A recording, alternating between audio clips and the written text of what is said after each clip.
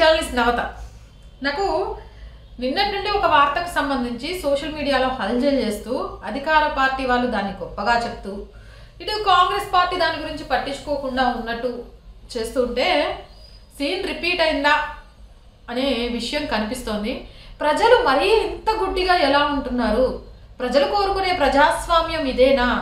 ప్రజలు కోరుకునే ఏమంటారు పరిపాలన ఇదేనా అని ఒక ఆలోచన వచ్చింది. ఆ రోజే చెప్పారు ఖచ్చితంగా చాలామంది, మీ ఓటును నమ్ముకోండి, మీ ఓటును అమ్ముకోకండి, నోటును అమ్ముకొని బలి పశువులు కాకండి అని. సరే, అమ్ముకున్నారా లేదా విముక్తులు కావాలనుకున్నారా ఏదైనా పక్కన పెట్టండి. అసలు తెలంగాణ బిడ్డలు అంటే ఏంది? ఉద్యమ బిడ్డలు. కష్టం వచ్చిందనుకో కేల్కతం దుకాన్ బంద్ అనేదాకా పోరాటం చేస్తారు. ఎంత టోన్ అయినా సరే, ఎంత సెంటిమెంట్ పండించాలని చూసినా తీసి పక్కన పడేస్తారు. ఇదే కదా. కానీ నాకేందో అర్థం కాని విషయం, రేవంత్ సార్ ప్రజా దర్బార్ పెడతా అని చెప్పిండట, ప్రగతి భవన్లో అందరికి అందుబాటులో ఉంటా, మీరు వచ్చేయండి అని చెప్పిండట. పోతే ఆడ పట్టించుకోలేదట. పట్టించుకోకపోతే తెలంగాణ భవన్కి వచ్చి కేటీఆర్ సార్ కోసం, కేసీఆర్ సార్ కోసం ఎదురు చూసిందట. ఆరారే నా కోసం ఒక ఆడబిడ్డ ఎదురు చూస్తుంది అని కేటీఆర్ సార్ ఇంటికి పిలిపించుకొని కూతురు చదువు కోసం ₹1,00,000 చెక్ ఇచ్చిందట. అబ్బబ్బబ్బా, టైటిల్స్ చదువుతా చూడండి. దీనికి సంబంధించి పట్టించుకొని ప్రజాభవన్ అండగా నిలిచిన తెలంగాణ భవన్, ఏ గొప్ప గొప్ప వాక్యాలు రాస్తారు.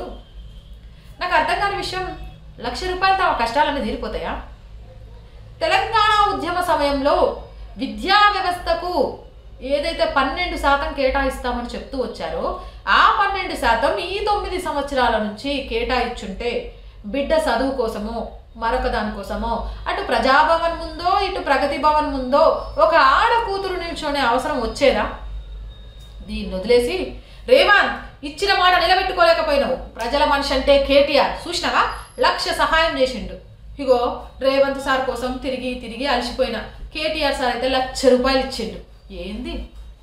ఎందుకు ₹1,00,000?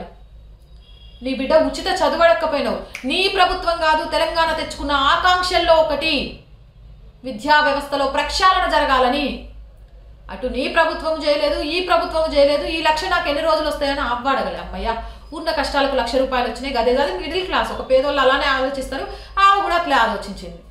సరే, ఆమె ఆలోచించిందంటే ఓకే.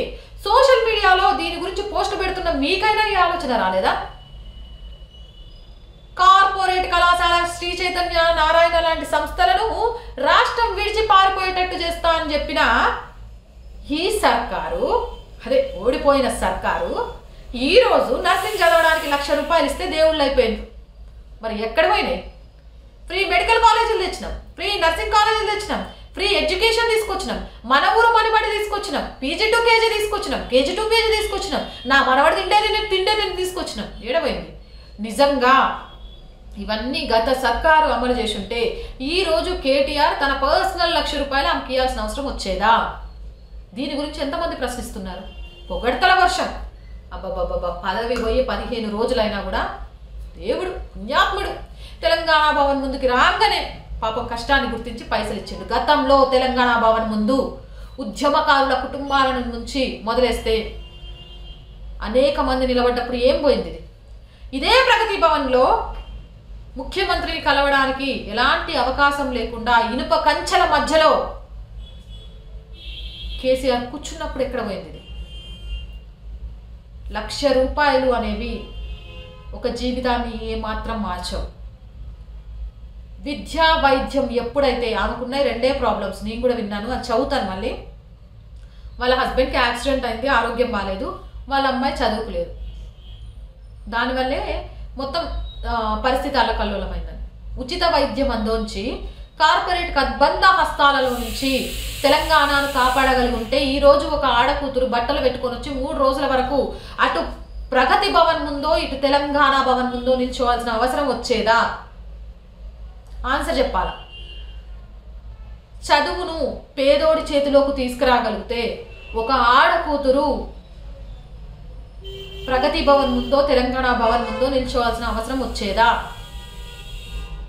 ప్రతిరోజు ప్రజలకు అందుబాటులో ఉంటామని, ప్రజల వద్దకే పాలన అని, ప్రజలే మాకు రాజులు అని, నేనొక సేవకుణ్ణి అని ఆ రోజు కేసీఆర్, ఈ రోజు రేవంత్ రెడ్డి ఏం జరుగుతుంది? ఇంకా ప్రజలు చైతన్యం కాకపోతే ఏమనుకోవాలా?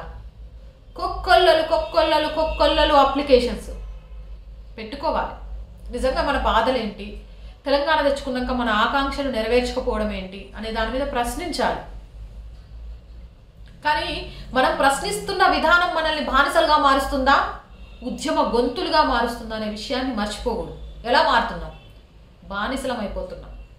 తెలంగాణ బిడ్డలు అంటే రజాకార్లని, బ్రిటిష్ వాళ్ళని తరిమి కొట్టిండ్రు. హైదరాబాద్ సంస్థానాన్ని కబంధ హస్తాలలో పెట్టుకోవాలని చూసినోడికి సుక్కలు చూపించిండ్రు. ప్రాణం పోయినా సరే పోరాటం ఆగదు అని నిరూపించే స్థాయి నుంచి ఈరోజు ఆర్థిక సహాయం కోసం బానిసలుగా మారిపోతున్నాం. ఉచితాలు అంటే ఉచితం అనే మాట ఎవరు చెప్తే వాళ్ళకు పట్టం కడుతున్నాం. మాటల గారడీలకు జయహో అంటున్నాం. 10,000 రైతు బంధు 15,000 అవుతుంది అనగానే ఆనందపడ్డామే కానీ దానికి ఉన్న టర్మ్స్ అండ్ కండిషన్స్ ఏంటి అని అడగలేకపోయినాం. KG to PG ఉచిత విద్య, నా మనవడు తినే భోజనమే మీరు కూడా తింటారు అంటే నమ్మామే కానీ మరి నీ మనవడు కూడా మాతో పాటు కూర్చొని చదువుతాడా అని అడగలేకపోయినాం. పంటి నొప్పి వస్తే ఢిల్లీ పోయిన ముఖ్యమంత్రి, మాజీ ముఖ్యమంత్రి హైదరాబాద్లో ఉచిత వైద్యం ఎలా ఇస్తావు అని అడగలేకపోయాం. యశోద ఇలాంటి పెద్ద పెద్ద హాస్పిటల్కి సంబంధించి బిల్లుల విషయంలో అనేక వాదనలు వచ్చిన నేపథ్యంలో, అనేక విషయాలు వెలుగులోకి వచ్చిన నేపథ్యంలో చిన్న కాలికి ముళ్ళు గుచ్చుకున్న ఆ హాస్పిటల్లో మాజీ ముఖ్యమంత్రులు, మంత్రులు వీళ్ళంతా చేరుతున్న తరుణంలో ఒక పేదవాడి ఆరోగ్యశ్రీ కూడా క్లియర్ చేయలేనప్పుడు మా పరిస్థితి ఏంటి అని అడగలేకపోయాం. అడగాల్సిన చోట మౌనంగా ఉన్నాం. మౌనంగా ఉండి ఉద్యమించాల్సిన చోట బానిసలుగా మారుతున్నాం. ఈ వార్తను ఎంతమంది క్లియర్గా చెప్పారు? నాకు అసలు ఇది నమస్తే తెలంగాణ అన్నది ఇక మిగిలిన పత్రికల్లో చూడలే. అసలు చూడు ఎంత ఘోరం అంటే, పట్టించుకొని ప్రజాభవన్ అండగా నిలిచిన తెలంగాణ భవన్ 4 సార్లు దరఖాస్తు పెట్టినా పట్టించుకోలేదు. 15 రోజుల్లో 4 సార్లు దరఖాస్తు పెడితే పట్టించుకోలేదని 9 ఏళ్ల పాలనలో ఆమెకు ఏవైతే ఉచితంగా రావాల్సిన ఉచిత విద్యా వైద్యం అందించకనే ఈరోజు ఆమె పరిస్థితి ప్రగతి భవన తెలంగాణ భవన అని తిరగడానికి కారణమైంది అనే విషయాన్ని పక్కదోవ పట్టించే ప్రయత్నం చేసింది. చూసినవా గొప్ప. ఇక ఆమెను పట్టుకొని మస్తు ఛానల్లో ఇంటర్వ్యూలు మొదలుపెట్టిండ్రు. ఎక్కడికి వచ్చినావమ్మా? సంచి పట్టుకొని వచ్చినావు. ఈ సంచిలో ఏముంది? మెసేజ్ వస్తానా? నీకు మెసేజ్ చూసుకోవడం వచ్చా? మనకు టీఆర్పీలు కావాలా, కానీ అసలు సమస్య ఏంది, ఆ సమస్య గురించి ఎలా మాట్లాడాలో ఎవరికీ తెలియదు. నిజంగా అలా తెలిసి మాట్లాడేటోళ్ళకు ఒక ముద్ర వేసి పక్కన పడేస్తాం, అంతే కదా. నాకు ఒకళ్ళది ఇంటర్వ్యూ చూసిన, ఒక ఛానల్ ఏదో చేసింది, నాకు భలేగా అనిపించింది. ఈ బ్యాగ్లో ఏమున్నాయమ్మా? బ్యాగ్లో ఏం పెట్టుకొని వస్తారు? 2-3 రోజులు ఉన్నప్పుడు బట్టలే పెట్టుకొని వస్తారు. ఏం చెప్పిండ్రు? ఫోన్లో మెసేజ్ చూసుకోవడం వచ్చా? మెసేజ్ వస్తుందని చెప్పిండ్రు. ఇంట్లో నర్సింగ్ చేసే కూతురు ఉంటుంది, మెసేజ్ చూసుకోవడం ఎట్లా రాదు? గదేం ప్రశ్న? అక్కడ అడగాల్సిన ప్రశ్న అది కాదు. నీ కూతురు నర్సింగ్కి పైసలు లేవన్నావు, మీ ఆయన హాస్పిటల్ వైద్యానికి పైసలు లేవని అడుగుతున్నావు. మరి కేసీఆర్ సర్కార్ మిమ్మల్ని మోసం చేసినట్టే కదమ్మా, మళ్ళీ తెలంగాణ భవన్కి ఎందుకు వచ్చినావో అని అడగాల. 4 సార్లు అప్లికేషన్లు పెట్టినా అన్నావు, 4 సార్లు అప్లికేషన్లో ఇంకా నీకు మెసేజ్ రావట్లేదు అంటున్నావు. మరి నీ కూతురు చూసిందా మెసేజ్ల సంగతి ఏమైంది? ఇప్పుడు 1 లక్ష 2 లక్షలు ఇస్తే నీ సమస్య తీరిపోయిద్దా? నీ కూతురికి చదువు పూర్తయ్యేదాకా, నీ భర్త కోలుకునేదాకా ఉచిత విద్య ఉచిత వైద్యం కావాలి అనే నినాదాన్ని బయటికి తీసుకెళ్తున్నావా అని అడగాలి. అడిగినమా? అడగలేదు. ఎందుకంటే ఇక్కడ కూడా సానుభూతితో టీఆర్పీ రేటింగుల్లో నోట్లు సంపాదించుకోవచ్చు అనే ఆలోచన. ఇలా ఉంటే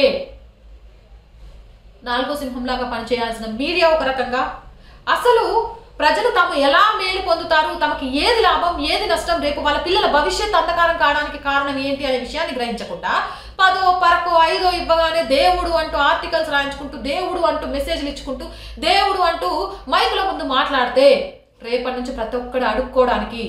తప్పుగా అనుకోకండి, నిజంగా కేటీఆర్ చేసింది నాకు అలానే అనిపించింది, నాకు అనిపించిందే చెప్తున్నా. నాకు అనిపించిన దాంట్లో తప్పు ఉందంటే కింద కామెంట్ సెక్షన్లో పెట్టండి.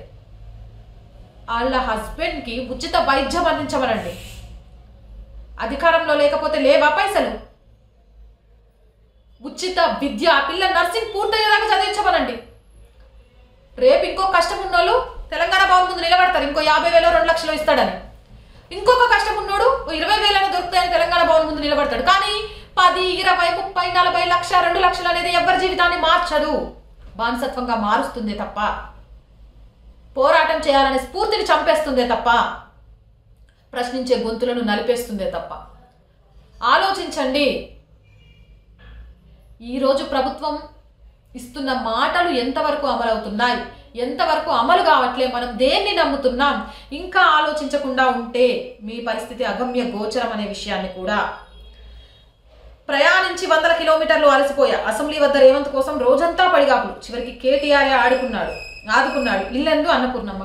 రేవంత్ సార్ది కూడా విన్నా, ఎవరో రేవంత్ అన్న అని పిలవంగానే ఎమ్మటే సహాయం చేసిండు. మరి అసెంబ్లీ ముందు, ప్రగతి భవన్ ముందు, ఇట్లా మీడియా ముందుకు వచ్చి ఈమె మాట్లాడింది, మరి రేవంత్ అన్నకి ఈమె పిలుపు వినవలేదా అని.